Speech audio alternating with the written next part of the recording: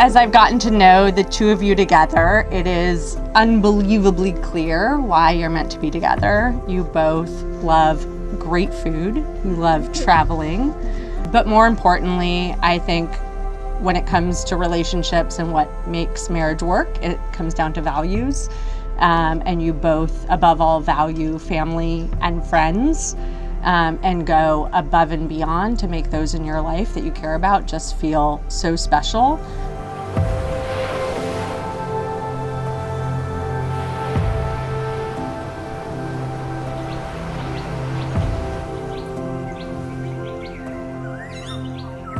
So Dylan, I know you know this, but you're about to marry the most amazing, intelligent, beautiful friend I know, and you guys are gonna have an amazing life together. In Shauna-esque style, we had no clue that this was a guy in her life until we were planning a trip to Argentina a couple of weeks later. And she goes, well, I want Dylan to come. And we're like, who's Dylan? As soon as I met Dylan, I thought like two things. First, Shauna met a man who can write, which is a strength. And second, this man knows the way to Shauna's heart, which is taking care of the people that she loves most.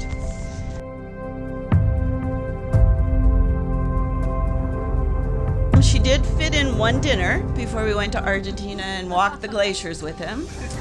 And the rapid change we saw in Shauna was that, unlike past history, she goes, well, what do you want to know about him? Ask me anything. Ask me anything? What'd you do with my daughter? I mean, really. But I think most of all on that trip, what I thought about a lot,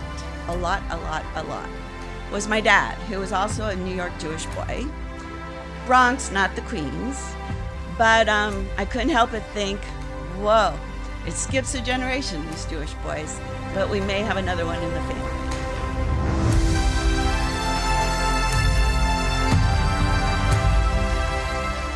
Shauna,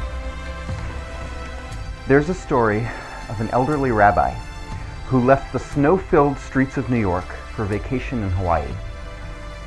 His wife was on a business trip and was planning to meet him there the next day. When he reached his hotel, he decided to send his wife a quick email. Unable to find the scrap of paper on which he had written her email address, he did his best to type it out from memory.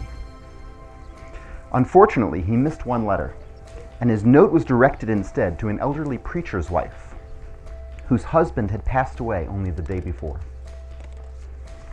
When the grieving widow checked her email, she took one long look at the monitor, let out a piercing scream, and fell to the floor in a face-first faint. At the sound of her cry, her family rushed into the room and saw this note on the screen. Dearest wife, just got checked in. Everything is prepared for your arrival tomorrow. P.S. Dress light. It sure is hot here.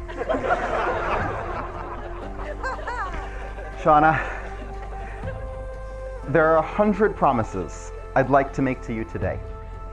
But since I'm the only thing standing between everyone and more Mai Tais, I'll limit myself to 3 big ones inspired by the story of the rabbi and the preacher's wife. First, I promise to love and support you in every aspect of life. I will do everything in my power to make your life as wonderful as possible, from giving you a heads up that the weather is hot like the rabbi, to making you ginger lemon tea anytime, day or night, to unclogging the bathtub drain, and, most importantly, enabling you to pursue, both personally and professionally, everything that brings you joy. Because seeing you happy brings me more joy than anything else in the world.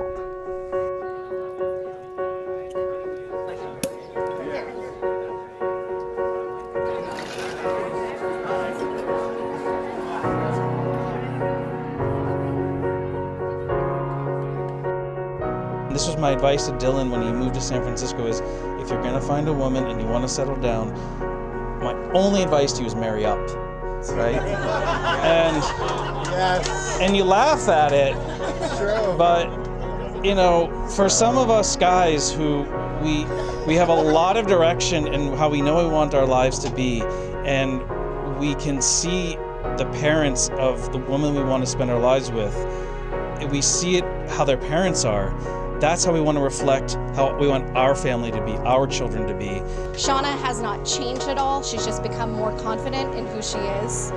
And Dylan is just there adoring her by her side. And the trip we did to Maui last year was with Dylan. And the first few days he was so enthusiastic that I was like, damn, this has to tire out at some point. And it really doesn't. And it's incredibly awesome because even when you're feeling down at some point, no matter what's happening, Dylan's like, this is amazing. We're in Hawaii. It's pouring rain and I've got a cold, but it's amazing. And I think it'll be an attitude like that by your side that will get you through all your darkest times. So I'm very happy you guys have found each other and so happy to be here tonight.